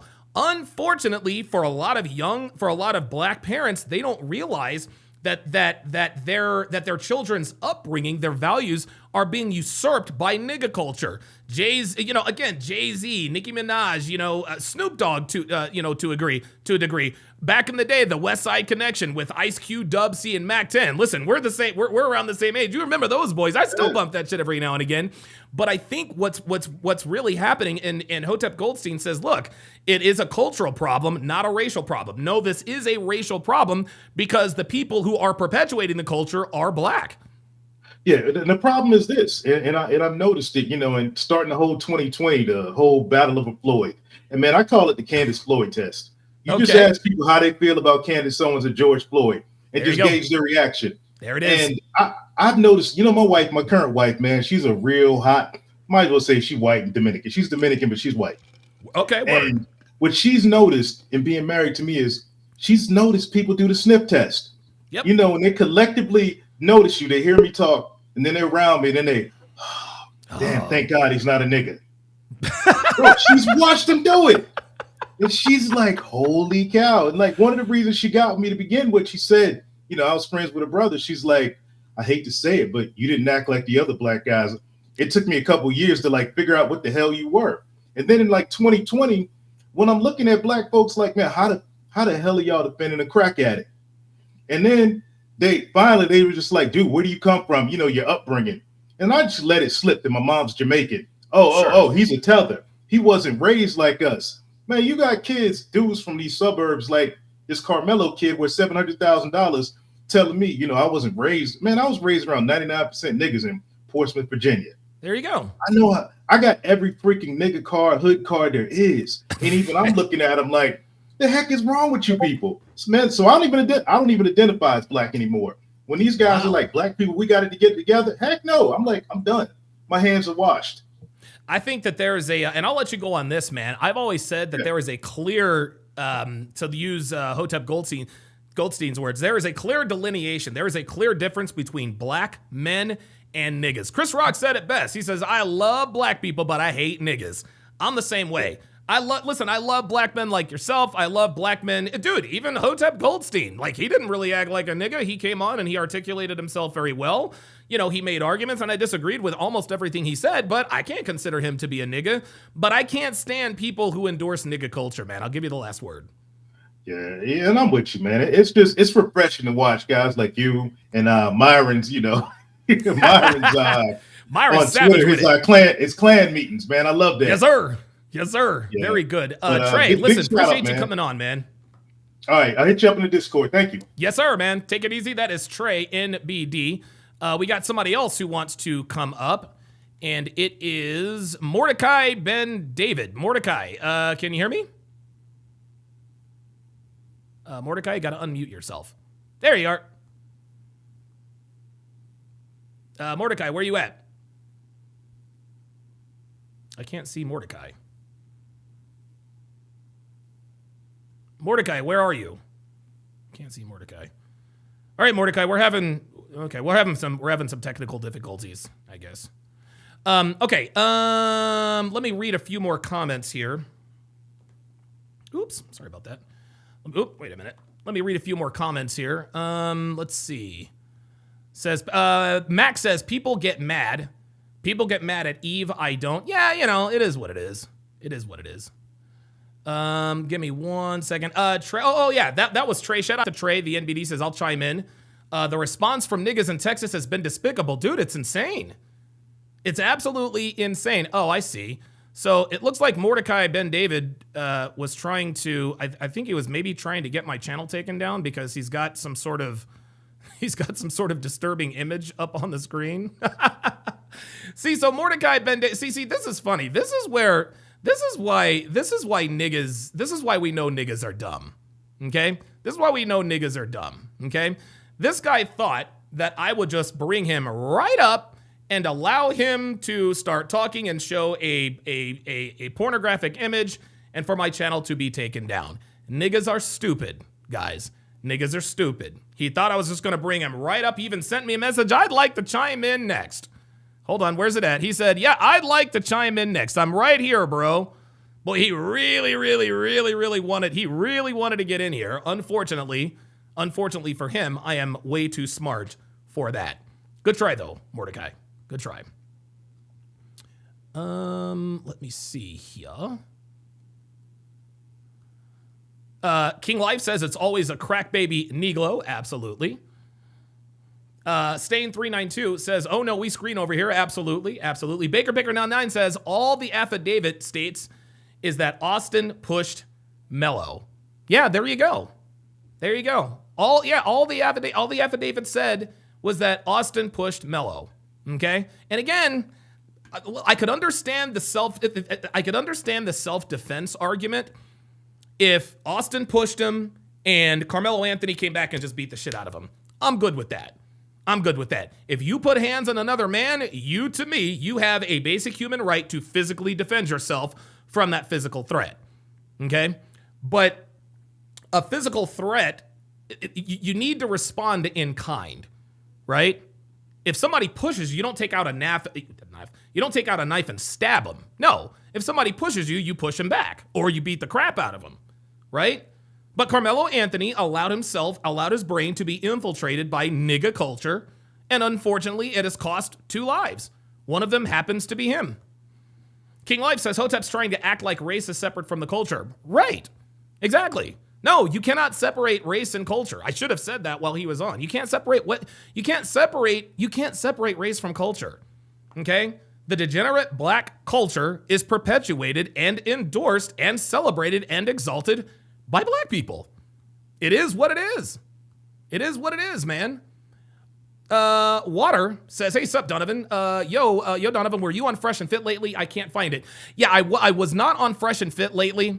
I was not on Fresh and Fit. Unfortunately, I was not able to make it down there. There was a lot of high winds, so unfortunately I wasn't able to make the flight, but I will be down there hopefully later on this month, here in the month of April. Baker99 says, someone tell me Don's email. Yes, Baker. It is, hold on, I'll give you my email, and if you could send it to me, Baker99, Donovan Sharp, ROK@gmail.com. There we go. From My High Horse says, race and culture is not the same thing, King Life. Yeah, listen, From My High Horse, you said that this is a coon channel. I'd love for you to stop being a nigga and get out of the chat. Or don't get out of the chat. I would love to hear from you, From My High Horse, because you seem to have a lot to say in the chat, but you don't want to pull up. So I'm going to give you an opportunity, From My High Horse. Okay, pull up if you want to chime in, From My High Horse. If you want to chime in, because look, anybody can be. There's no such thing as somebody being good at debate in the chat. Okay, when you're dealing with the chat, you have time to think, you have time to process, right? But when you're in a discussion with someone, you have to think on your feet, think on your own. That means your thoughts have to be original. Your thoughts have to come for yourself. I don't know where your thoughts are coming from. I'd like for you to prove that your thoughts are coming from yourself instead of niggas. So, From My High Horse, I'm going to give you, you know what, tell you what, I'm going to give you 30 seconds. I'm going to give you 30 seconds to pull up.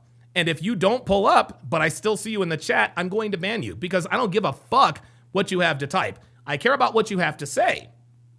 I care about what you have to say. I don't give a fuck about what you want to type. So I'm going to give you another 20 seconds to come up here and tell me why you think I'm wrong, number one. And number two, why you think race and culture is not the same thing. You said it right here. Race and culture is not the same thing, King Life. Well, then, if you're going to make a statement, I'm going to require you to substantiate your claim.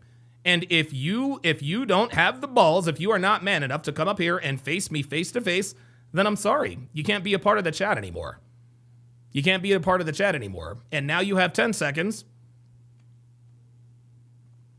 5, 4, 3, 2, 1. All right, well, that's it. So if you have anything to say,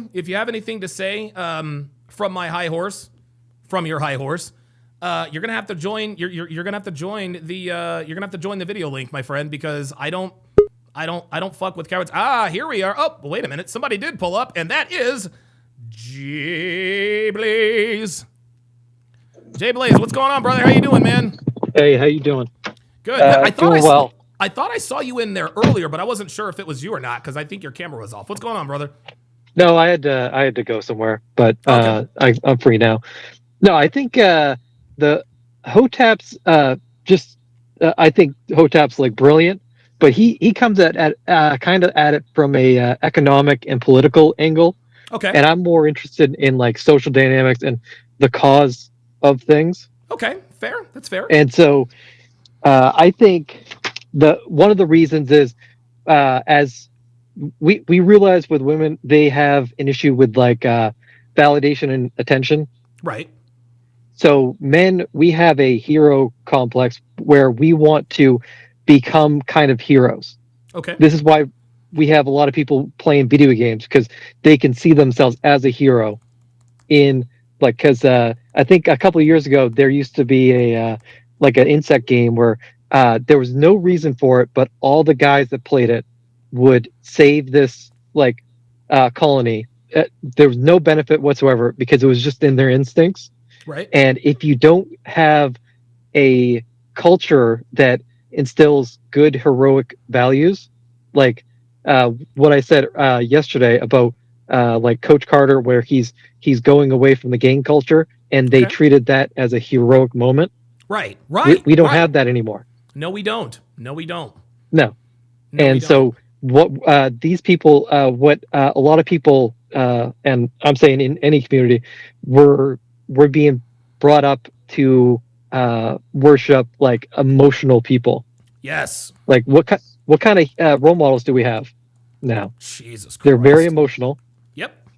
And just look at the NBA, where we used to have Michael Jordan, who was an incredibly competitive person, had a father, and we had, and the NBA was founded as like a Christian league, but now they have embraced hip hop culture, and there's less like role models that are good.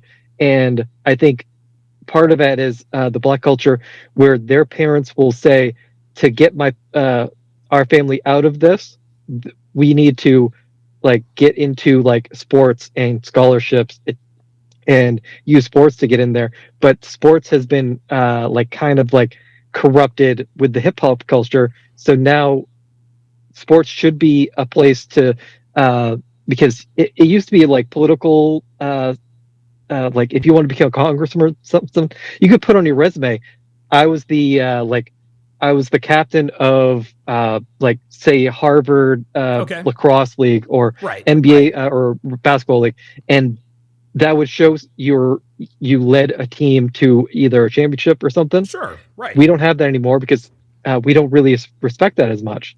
No, we don't. No, we don't. If that makes sense. No, that makes perfect sense, and I like the example that you gave with these movies. We celebrate in these movies. We celebrate when young black men let go of that gangster culture, right? The movie Gridiron Gang, I think we talked about yesterday. Coach Carter, even Remember the Titans to a degree. They let all that gangster shit go, and the races come together and this and that and the third. But just like you said, the black community, this is one of the many reasons why the so-called black community is corrupted, is because they worship and exalt degeneracy. Anyone in the black community that has any sense is looked at as the enemy. Larry Elder is the enemy. Ben Carson is the enemy. It's just, even on the Breakfast Club, they endorse nigga culture from sea to shining fucking sea, but then they want to ask, well, what do white people do wrong? And again, I think that it is obvious what the problem is. But the main problem behind the problem is that black people, there are certain black people, I guess, in the nigga culture and in the HOTEP community that want to somehow not only excuse this behavior, but explain it away and say, well, okay, this might have been wrong, but this is indirectly the white man's fault. Whether you believe that or not, to me, is indifferent. What are you going to do about it? You can blame the white man all you want to. The white man didn't put a gun to anybody's head and say, do this or that. You got to make the choice. We are all born with an inherent understanding, Jay Blaze, of the difference between right and wrong. There is no way that you will tell me that this kid, Karmelo Anthony, thought it was the right thing to do to pull out a knife and stab this kid in the heart. But that's what he did. I'll give you the last word. Now, I will say I did kind of agree with the first caller, because there is a 1% element that is affecting policies and media targeting specific demographics. Okay. I will agree with that. And just like how the NBA shifted it, in entertainment shifted it, there is a benefit to making men and women against each other, white and black against each other. There is a benefit to that for the elites, because then if we're fighting with each other, then we're not fighting against the policies in the government, and we're not fighting against the massive wealth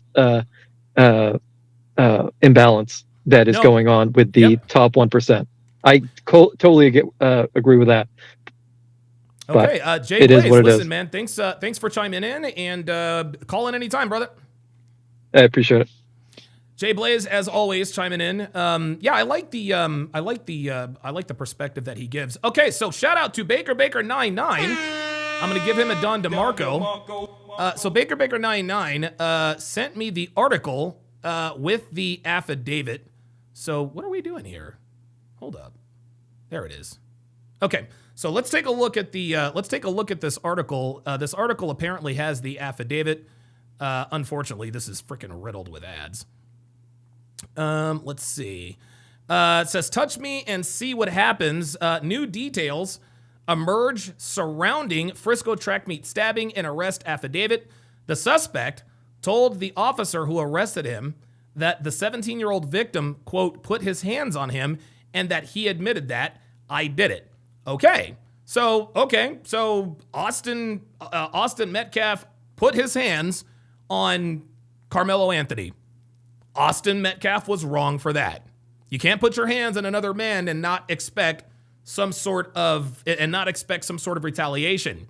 But if you put hands on someone, again, that does not give you the right to stab them to death. Let's see what this says. Friendly reminder that if you want to catch us talking to you about the Grizzlies in a different way, check out our newsletter. Subscribe for free. Your favorite podcast, that's us, now has a newsletter. Every single day we send out a newsletter. One stop for ultimate team and league coverage. You're going to have lots of content. WFAA has obtained new court documents revealing how Austin Metcalf was stabbed to death at a track meet in Frisco. Police say another teenager had fresh blood on his finger when they found him at Kirkendall Stadium. The affidavit shows that when officers arrived, Karmelo Anthony told them he got into an argument with Metcalf, and when the arresting officer said he had the alleged suspect in custody, Anthony replied, "I'm not alleged, I did it." But Anthony told officers, oh my God, he only acted in self-defense and asked them if Metcalf was okay. Several witnesses paint. So he said he acted in self-defense and then asked if Metcalf was okay. Yeah, a little late for that. A little late for that there, Mr. Anthony. And again, you can say that you acted in self-defense, but dude, it is not self-defense to stab someone in the heart and kill them. That's crazy. A different picture, and Metcalf's father told Matt Howerton he is not buying the excuse. Here we go. I had a dream last night. And Austin came to me and said, I'm okay. Oh, wow. This guy, I can't. It gives me peace. Doesn't mean I don't hurt. The last 24 hours, unimaginable for Austin Metcalf's father, his mother, his twin brother. Right now, I'm really numb and I really don't feel anything. I just have to function. Metcalf, just 17 when he arrived at Frisco ISD's district track meet Wednesday. His final breaths taken before 11 a.m., police say, after being stabbed to death by a fellow Frisco ISD student, 17-year-old Karmelo Anthony, now charged with first-degree murder. My world's a little shattered. An argument over where Anthony was sitting while the meet experienced a rain delay sparked a confrontation between the teen and Metcalf. According to arrest paperwork, Anthony sitting underneath Metcalf's team tent. You could see it from the air when we flew over the crime scene. Look at this. Unbelievable. Metcalf from Memorial High, Anthony from Centennial. A witness telling police Metcalf told Anthony to move from under the team's tent because he didn't go to their school. The witness telling police Anthony grabbed his bag, opened it, and reached inside and proceeded to tell Austin, touch me and see what happens. Ah, there you go. There you go. Touch me and see what happens. Let me rewind that a little bit. Let me rewind that just in case you guys missed that. So not only did he stab him, he threatened him. Because he didn't go to their school. The witness telling police Anthony grabbed his bag, opened it, and reached inside and proceeded to tell Austin, touch me and see what happens. Investigators writing that Metcalf grabbed Anthony to tell him to move and that Anthony pulled out a black knife and stabbed Austin once in the chest and then ran away. When officers arrived... Yeah, I got somebody, I think I've got a couple of people ready to come up. I'm going to get to you guys shortly. The knife was found, and police say Anthony admitted to what happened, but said this to police. He put his hands on me. I was protecting myself. Yeah, he put his hands on me. I was protecting myself. I'm sorry. That is invalid, my friend. Touch me and see what happens. He grabbed you, you stabbed him, and you ran. That is not self-defense, people. That is murder. Even asking another officer if what happened could be considered self-defense. What do you expect? If you're caught, the best thing you're gonna do is try to lie your way out of it. Metcalf's father telling me self-defense is not a reasonable excuse. The truth will come out. There were too many people that were there. There you go. See, there it is. He said the truth will come out. There are too many people that were there. Right. Right. We got niggas talking about, well, we don't know what happened because we weren't there. No, we weren't there, but there were many, many people that were there and witnessed this. This kid's going to jail. Saw what happened. My own son told me. In Frisco, I'm Matt Howerton. Wow. Okay, so... 3 outstanding warrants from another county. Reporting live in Cobb County, Denise Dillon, Fox 5 News. Hard to believe it would escalate like that over such a meaningless thing. Denise, thanks. Hello, Officer Fager, Edgewater Police Service. Nice to talk to you. All right, sorry about that. All right, so there we go. So let me see if I can bring up this. Let me bring up this. Actually, you know what? Actually, let me get to the people that I have in the studio. Looks like I've got looks like I've got a few. Okay, very good. All right, I've got Metallic. You are on live with Donovan. So what's on your mind, man? Yeah, let's do it. Yeah, I just wanted to give like a quick, like my quick thoughts. Okay. So I've been thinking, like, we've been hearing like in your hard art, shows that a lot of black people try to do the, like where they know the law and try to like get away with the crime. I think that's what we're trying to see here, is where this kid is trying to use a self-defense, as in like, yeah, he put his hands on me, then therefore I can take his life. I don't know why he's doing that for some reason, but I think there's like a trend going on where like a lot of these guys want to be like sovereign citizens, and I think that's like a new trend that's happening with like a lot of black people, especially like the younger ones, where they see all these videos, right, and they think that they can just do anything and just really get away with it. Like my friend last time, he wanted to go drink and drive, right, and then he said that because I took an Uber, right, and he said that he thought that I was being better than him, instead of putting myself in the dangerous situations to where I can, like lose essentially my life. They take away my car or whatever else, or my license, or who cares, and then he thought that, you know, I was trying to be better than him, and he went off on me. He went crazy, right? So I think like a lot of these black people, they have like this animalistic mindset. Yep. I'm not sure from the way they were raised or something like that, but it's like they refuse to get out of it actually. Yeah. Yeah, they don't like, and we see it on the Yeah. police videos all the time. How many niggas get locked up when they were given more than one opportunity to either just walk away or admit that they were wrong and everything is fine? Something in them just doesn't want to remove themselves from trouble. It's crazy. Yeah. I know.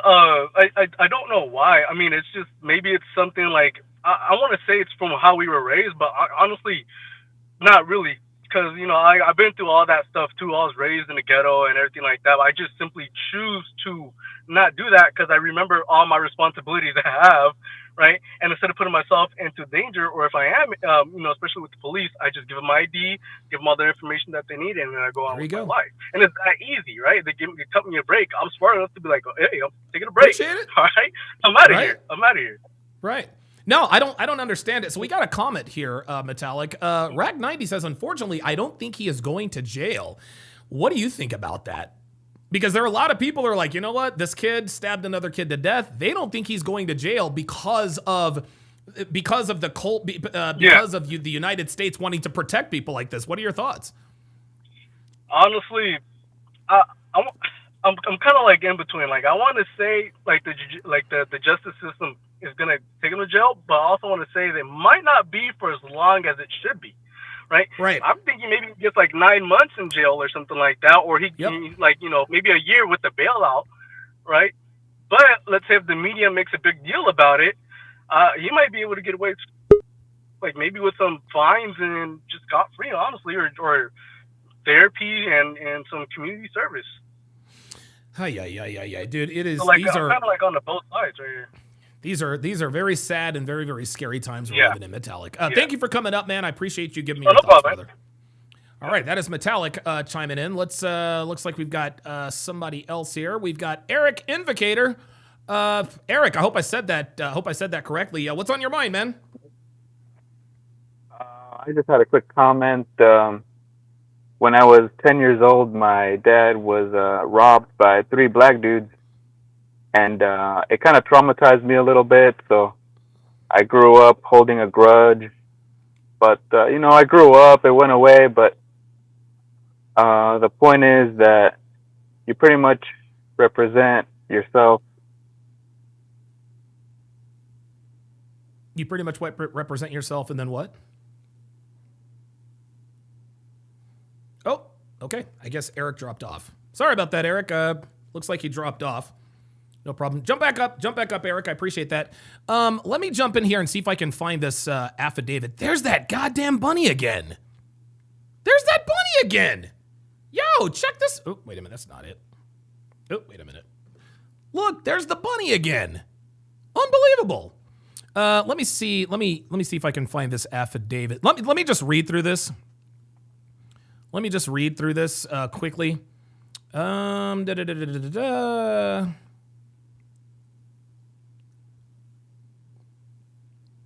Yeah, it looks like the video just repeated what this says.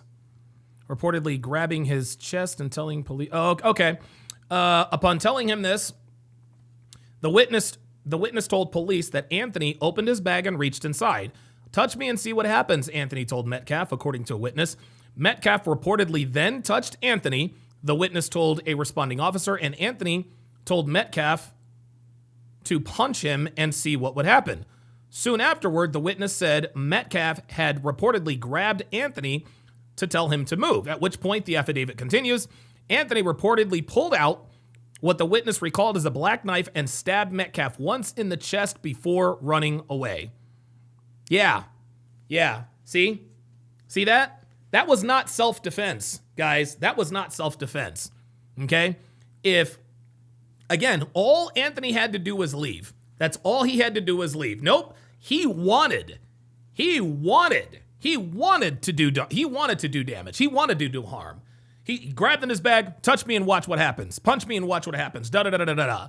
Karmelo Anthony was looking for a reason to stab Austin Metcalf. He was looking for a reason to stab Austin Metcalf. He gave it to him. He gave him a reason. Unbelievable. Metcalf reportedly started grabbing his chest and telling people to get help, the witness told police. I'll get to you in just a second. Whoever just pulled up says the affidavit shows that another witness interviewed by police told the same story about the altercation occurring inside Memorial High School's tent.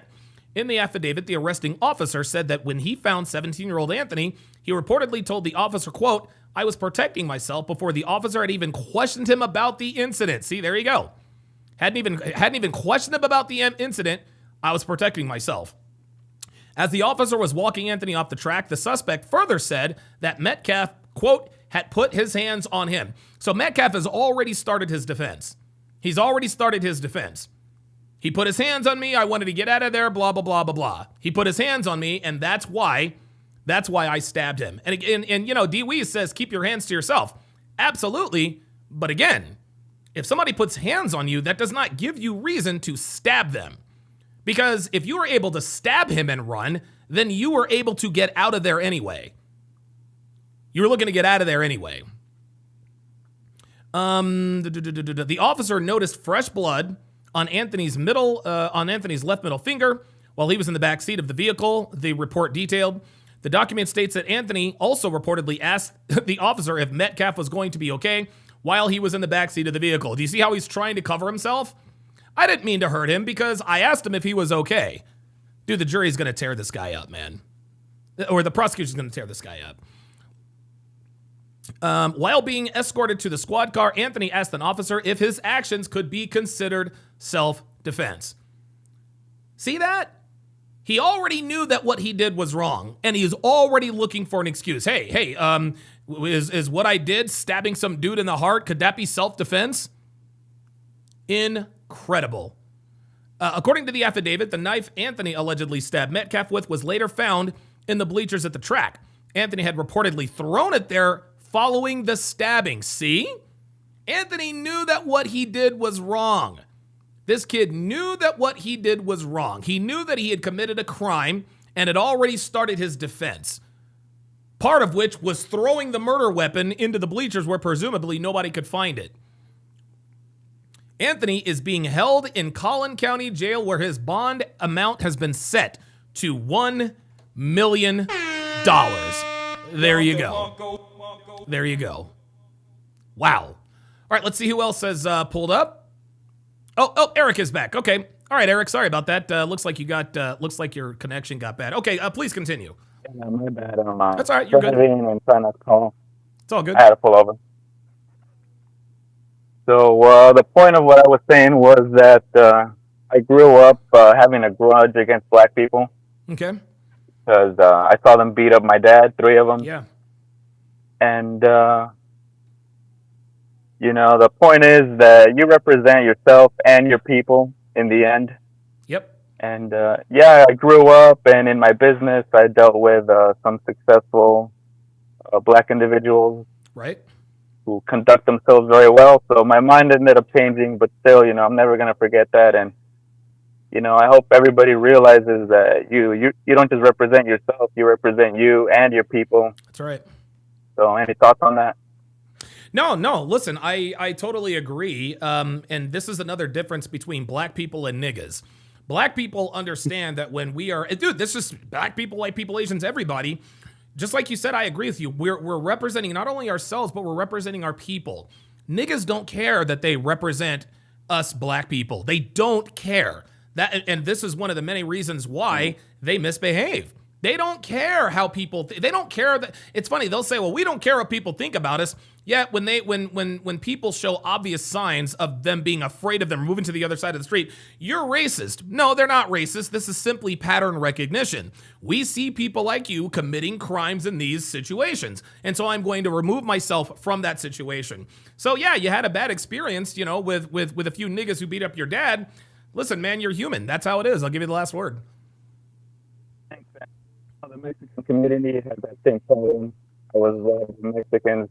I'm Mexican, you know, but I was robbed by my own people, so I grew up also hating my own people in a way. Yeah. Because we were doing the same dumb shit too, so. There you go. Well, Eric, I appreciate you chiming in, man. It took a lot of balls to admit that you had a biased, you know, but listen, you live life long enough, and eventually, you know, a lot of these myths get dispelled. Thanks for chiming in, brother. Yeah, no, thanks for the time. Appreciate it. Absolutely. Eric Invocator. Yeah, listen, man, a lot of people have bad experiences. A lot of people have bad experiences with niggas. This is just how it goes. This is just how it goes. And he's right. You don't just represent yourself. You're representing your people, whether you know it, like it, or not. Let's see. Connor Brown says, nigga stabbed his heart and said, is he okay? Yeah, exactly. Exactly. You says he's probably afraid to. I don't know what you're talking about there. Oh, yeah. Yeah. So there it is. So yeah, this is it. So shout out to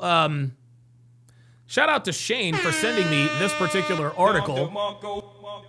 Shout out to Shane for sending this particular article. Let me go to it here, and let's listen. Well, John, this morning, police are working on investigating why this happened. They still have a lot of the downtown historic core closed off this morning as they investigate. We are over by Main Street where the parade route was. We're standing about 3 blocks west of where the red SUV initially hit the first group of people. We can see police markings on the ground, people's belongings still strewn across the street. We're going to show you some video of what happened, but just a warning to our viewers that this can be very disturbing to watch. Okay, so I'm going to watch it here myself because I don't want to show. A Christmas parade in Waukesha, Wisconsin turned deadly after an SUV plowed into the crowd Sunday afternoon. There's a car going westbound pushing freight cars on a red on escape. Watch from another angle as the red vehicle speeds down the street, barely missing a child wearing a pink coat. There were a lot of screams, and we almost thought maybe it was Santa, but it was a red SUV, and it hit a lot of people. This disturbing video shows the incident from above and the chaos after the car sped into the parade route, mowing down performers and onlookers. I saw, maybe 3 people right in front of me get hit. I saw people right away run to the people that were hit and start doing CPR. And I saw people on the ground. There's blood. And it was really bad. Angela O'Boyle tells me she just started watching the parade when she filmed this video from her apartment balcony. The next thing I heard were screams and turned my head and saw the car come and plow into the band that was just past my balcony at that point. It hit at least 2 people right away, rolled over both of them, and then continued down the road. In the city's live stream, you can see a marching band playing. The red SUV then barrels down the street. Moments later, the video shows a police officer chasing after the vehicle. We have multiple casualties. We got about 10 to 15 people down in the street. According to the city of Waukesha, at least 5 people are dead and over 40 injured. The vehicle struck more than 20 individuals. Some of the individuals were children, and there were some fatalities as a result of this incident. At least 28 of those hurt were treated at local area hospitals. We do not have any specifics on the injuries at this time. All of the patients were transported. Authorities are investigating the event this morning. We're no longer looking for a suspect vehicle. We do have a person of interest in custody at the moment. But this is still a very fluid investigation. The FBI is aware of the incident, and President Joe Biden has been briefed on the situation. Meanwhile, in Waukesha, the community is stunned and shaken by how the celebration turned into a tragedy. I'm deeply saddened to know that so many in our community went to a parade but ended up dealing with injury and heartache. Okay, so that's Prince, what's his face? So there you go. And I think what Shane had pointed out is that the driver of that SUV was black, and that the mainstream media purposely left out the fact that the driver was black. Had he been white, and Alec Manassian, and Elliot Rodger, somebody like that, it would have been all over the news. But because the media at large likes to cover up the crimes of niggas, it's not in the national news. And you want to know the interesting thing is, and I don't know this because I don't really watch the news. You guys tell me, is this story, the stabbing at the high school, is this high school stabbing, is this national news? Is this national news? Because as far as I know, I mean, look, I know it's on Twitter, right? I know it's on Twitter, but is this national news? I don't think this has made the mainstream news. And I think the reason why it hasn't made the mainstream news. Oh, it doesn't matter. The reason why the mainstream news wants to keep this out of the mainstream is because the perpetrator was black. Are they talking about this? Are they talking about this on CNN? Are they talking about this on Fox News? Yeah, I'm sure that there are probably articles on their websites and whatnot. But okay, there. So Jay Blaze says CNN's not covering it. Red Pill Crib says I don't think so. Yep. Taker says CNN, MSNBC, and others. Yep, it's definitely not national. There you go. Wow, we've got some really, really, really good statistics here on Rumble. Boy, Don Dees LaCurve says 1 in 2 black male Americans, wow, will commit murder. Statistics: how many black Americans will spend eternity in hell due to the self-indulgent gangster lifestyle? That is, I don't know. That seems a little high to me. 1 in 22 is a lot. 1 in 22 is a lot. King Life says, I heard about the stabbing from you, Donovan. Right. Midwest Shit says, Don, it's mainstream. Yes, I don't know. He says it's on all the way here in Illinois. Okay. All right. Baker99 says the dad was on Laura Ingram's show last night, but not much national coverage. Yeah. I don't think this is being covered nationally, guys, and I think I know the reason why. Incredible. All right, guys. Listen, this was a fantastic episode of the Hard R. So I'm going to take probably about an hour and a half lunch break.